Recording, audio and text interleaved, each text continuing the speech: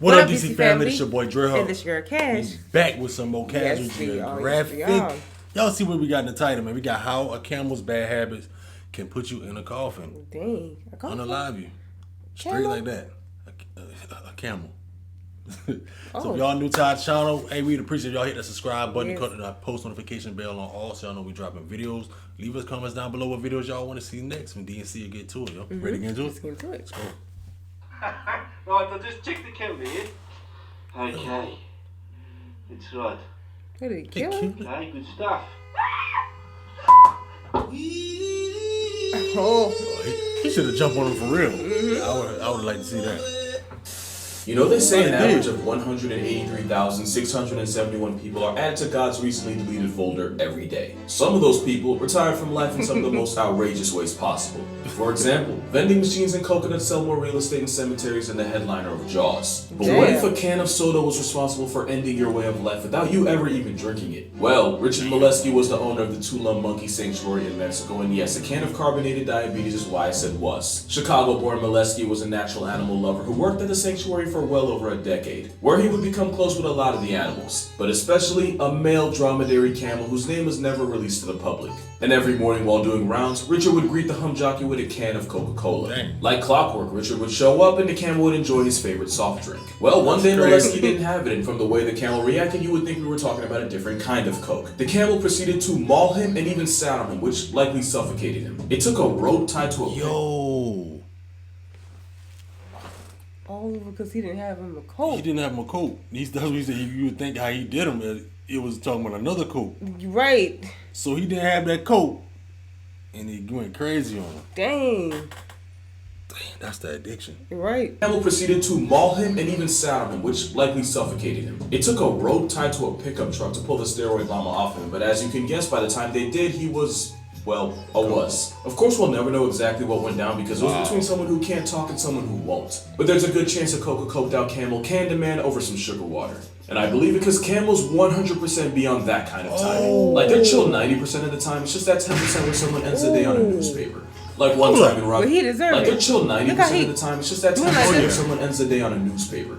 Like one time in Rajasthan, India, a man was entertaining guests in his home when he realized he parked his camel outside in a brutal 110-degree heat. That's 43 degrees Celsius for the rest of the world. Well, apparently 6 hours of sun only breeds homicidal intent because as the man tried to untie the camel suplexed him and slammed him. The camel then proceeded to divorce the man's head from his body using his teeth. It took about 25 people and several hours just to get the camel to stop ravaging his owner's corpse. That's why you don't beef with something that chews on cactuses like candy. Because some animals are very much capable of seeking revenge, and camels are very much on that list. Which shouldn't really be a surprise since high intelligence means some animals have the capacity to experience every human emotion. Which includes putting the dick in vindictive. Even something like an ant can have as much of a revenge arc as a human. Kidnapping and slavery aren't foreign concepts to ants, as some species will regularly invade the nests of others, slaughter the workers, and abduct the larvae of the enemy. These captive ants are forced to bring food to their masters, care for the brood, and even defend the nest of the very ants that kidnap them. Well, in many cases, these slave ants grow up and proceed to destroy as many of the colony's babies as possible. Pretty much they Django a daycare's worth of the pupae of the ants that stole them. In some cases, up to 2/3 of the colony were relieved from life by the former slave ants. It's like I've always said, if ants had nukes, they'd end the entire world. Exactly. If they were human-sized, our president would have 6 legs. And honestly, ant society is just a video of its own. We are talking about an animal that has a species that'll turn itself into a tactical just to stop the ops from succeeding. And there's a lot of animals capable of premeditating and executing acts of revenge. Like you probably already know that crows can remember faces and carry grudges for up to and sometimes over 5 years. But they'll also pass down their prejudices to their children. So you can really catch a What? I never know they can hold a grudge that long. How long he said again? He said 5 years. That kind of sound like women. 2 and sometimes over 5 years. But they'll also pass down their prejudices to their children, so you could really catch a feathery fade over something you did to his crow father. The flip side is that crows also remember those who did right by them. So if I ever happen to get arrested, it'll likely be for using Wendy's fries to weaponize crows. Okay. But I'd advise you not to underestimate the carnage that comes with beefing with the Black Air Force of the sky. Once upon a time, a man named Shiva Kawat attempted to save a baby bird he found near his home. Despite his best efforts, the chick didn't make it. And even though his intentions were good, all the neighboring crows saw was a past tense baby crow in his hands, and that's when violence was selected. For the next 3 years, he'd get air jumped every time he left his house by a homicide of crows. Like to the point where he has scars and has to travel with a stick to protect himself against the aerial onslaught. So basically, if he would have let that baby crow expire, his quality of life would probably be higher. Expiration of life is the only conclusion when you beef with a buffalo. I'm gonna keep this brief because I've talked about them before, but basically the Cape Buffalo is a 1,200-pound John Wick. Not only will injured buffalo literally die trying to drag you down with him, just like crows, the Cape Buffalo will ride for theirs. In 2020, trophy hunter Claude Clayhans took down a massive male Cape Buffalo. But as he and his crew started loading the soul-evacuated buffalo onto his truck, another buffalo from the same herd pulled up and gored him, in the groin no less, which severed his femoral artery and sealed his fate. There have been reports of these trench cows chasing hunters into trees and then camping under the trees just waiting to cut them from Earth's roster. And like I said, it's not just humans getting hunted. Since Cape Buffalo have been known to uno or reverse lions by waiting for the adults to go off on hunts just so they can turn the unsupervised lion cubs into wet spots. If elephants don't forget, then the Cape Menace doesn't forgive. And you'd be surprised at just how many animals are smart enough to pay you what you're owed. Like, I bet you weren't expecting octopus to be in a video like this. Well, roll the tape. It turns out octopus and some fish will work together to hunt, and the Squidwards of the sea will occasionally uppercut their co-workers to keep them from cheating them out of food. It's also believed that the octopi that have been exploited in the past are more trigger-happy with their tentacles. Of course, there's also a good chance that octopi might Tyson fish purely out of spite, but punishing someone for someone else's crime technically still counts as revenge. Also, cephalopods can be just as spiteful with each other. Like here, where a female octopus got tired of a male trying to mate with her, so she proceeded to throw silt on his face. And octopus are more than smart enough to aim their malice at people.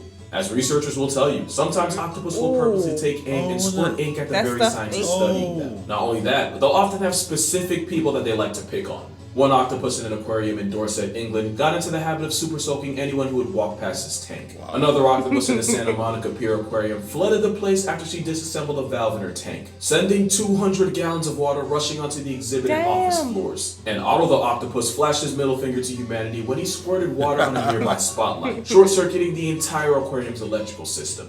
Workers would fix it in the morning, but since Otto would do it at night when no one was around, it took a while for him to be found out. And of course, there was that time a YouTuber tried to live stream himself eating an octopus, but the only thing he fed her was an L. So yeah, she was trying to eat him, but then it got, I don't know how, I can't remember how it happened, but this got all over her face. She had to try to pull it off. It was already on her live? No, it was alive. Time a YouTuber tried to live stream herself eating an octopus, but the only thing he fed her was an L. So yeah, octopus have the intelligence to be on timing. But at least with them, the worst case is property damage or a suction cup to the face. Things get a lot worse when you piss off the next animal, because tigers are by far the most vengeful animals on the planet. Like, the lengths they'll go to get even is what movies are written about. Like in 1997 when poacher Vladimir Markov shot a tiger and then stole part of its kill. His mistake was leaving the tiger with a pulse. That tiger would get him back, but it wasn't in the heat of passion like the camel. Nah, this jaw was premeditated. The tiger would stake out Markov's cabin and destroy anything that had a hunter's scent on it. About a day or two later, Markov would return to his cabin where he would be ambushed by the same big cat. That story ended around the same time Markov did, after he was dragged into the bushes and never came out. In another story, a poacher named Baby got put in the dirt by a male tiger in March of 2016. Why is that date important? Well, only a month before, he had murked the female tiger in the same area, leading many to believe that the tiger that packed him up was actually the mate of the cat he had killed. And if you need more proof that a tiger taking it personal leads to cuts on the census, the tiger Sachampawat literally subtracted 436 people after one hunter severely injured her. But don't think these stories only happen in Asia. On Christmas Day 2007 in the San Francisco Zoo, 3 men effed around and 2 found out. As for the third, well, you can't get a life lesson if you don't have a life. The 3 men had decided to taunt Tatiana, a 400-pound female Siberian tiger. Well, they learned 2 things that day. One is that a motivated tiger can jump well over 12 feet. And 2, the 12.5-foot moat wall wasn't to keep the tiger in, but to keep people out. Because apparently, out was always an option for Tatiana, who Super Mario jumped out of the enclosure and put the beats on all 3 men, maiming 2 of them and turning the 3rd into a chalk outline. So yeah, a wild tiger might be the last animal you want to find out within India. Right. But a close second might be monkeys. Especially since monkeys and dogs have seemingly gone to war against each other. War is debatable because allegedly the monkeys massacred the dogs. According to residents, some monkeys even took to snatching puppies, carrying them up to a roof, and then letting gravity catch the body. And if you believe this story, then you believe that this all started after So they take him up there and just drop him. And drop him, right. So letting gravity catch the body. Savage. them up to a roof and then letting gravity catch the body. And if you believe this story, then you believe that this all started after a pack of stray dogs mauled a baby monkey and the monkey mafia took it very personal. But we actually don't know for sure what caused this mass puppy homicide. Primates will often feed on the ticks living on animals of different species. So it's possible the monkeys weren't trying to get revenge, but were only after the ticks on the dog's fur. But there's also a chance that Cloudy with a chance of puppy was 100% intentional, especially since that seems to be a signature move for them. Earlier this year in India, a troop of monkeys jumped a family and snatched their 4-month-old son, who they proceeded to throw off a 3-story building. In a separate attack, monkeys broke into a home and dragged away a 2-month-old who had been sleeping next to his grandfather. The same monkeys ended up drowning him in a water tank. Yeah, monkeys can be malicious when they want to be, but anyone in Japan will tell you that. Because right now, a Japanese city is currently under attack by a gang of Japanese macaques. Since July, nearly 60 people have been attacked and injured in the city of Yamaguchi, and the monkeys tend to go after babies, small children, and the elderly, the light work of the population. And the thing is, the traps they set aren't working because the monkeys don't seem to be after food. They're just doing it. And yeah, while this could be a coincidence, there's also a good chance this is revenge. See, monkeys and really primates in general have a sense of fairness and will lash out when they feel like they've been wronged. In experiments with capuchin monkeys, scientists found that when given unequal portions of food, the monkeys would seem to target and punish the individual that got the unfair share. It actually makes sense for a social animal to actively discourage inequity in the group. But when a monkey feels cheated, it becomes a much more dangerous monkey. In another experiment, one capuchin was given a grape while another was given a cucumber. Despite previously being happy with the cucumber, the monkey seemed to get offended when he saw his peer get a grape and refused to take the cucumber. He even started to become aggressive with his handlers, so yeah, primates don't like feeling slighted. If you don't believe me, jealousy at a birthday cake got this man mutilated by a pair of chimps. So I can't tell you exactly what started the monkey war in Japan, but I can tell you they probably have a reason. Speaking of reason, yeah, I kind of had to talk about that. So you probably know the story, but recap. An elephant traveled over 100 miles from a sanctuary and trampled a 70-year-old woman collecting water, only for that same elephant to show up to her funeral and further desecrate her corpse, this time in front of her entire grieving family. Now, I know I say this a lot on this channel, it's become one of my popular phrases, but this time someone literally got turned into a hashtag. Now, a lot of people have claimed that this woman was involved in poaching and this was just the elephant playing equalizer. I don't want to say that because we don't know for sure, and there's a good chance the woman was just at a worse place at an even worse time for the elephant to show up and turn her into a trend. But here's what we do know. Asian elephants often come into close contact with people, especially farmers, and conflicts often get them injured or put on a shirt. We know Asian elephants often get exploited for logging, entertainment, and poaching, so they have a reason to hate anything human. And we know an elephant doesn't forget. And it wasn't too long ago when an elephant in Thailand ripped a grown man in half and stood over the soul evacuated body for hours after that same man forced him to haul logs in the intense heat. So we know elephants ain't quick to forgive either. So with this story, we'll never know for sure if there was cause or coincidence, but let me put it this way. 100 miles and a guest appearance at a funeral is one hell of a coincidence. But that's gonna do it for this video. That's a hell of a coincidence.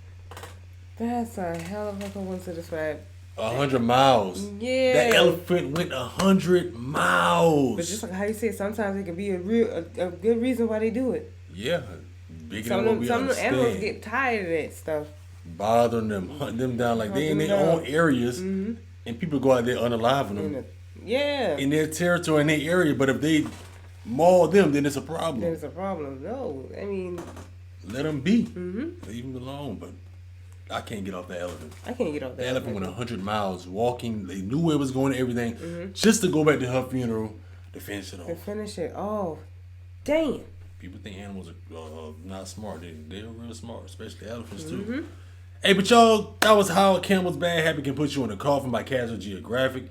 Y'all let us know down below what y'all want to see us do in the comment section down below. Don't forget to like the video and subscribe to the channel. You have anything for them? That's fun. Hey, I go by the name Dre Hawk. I go by the name Cash. Catch y'all next one. Catch y'all next one.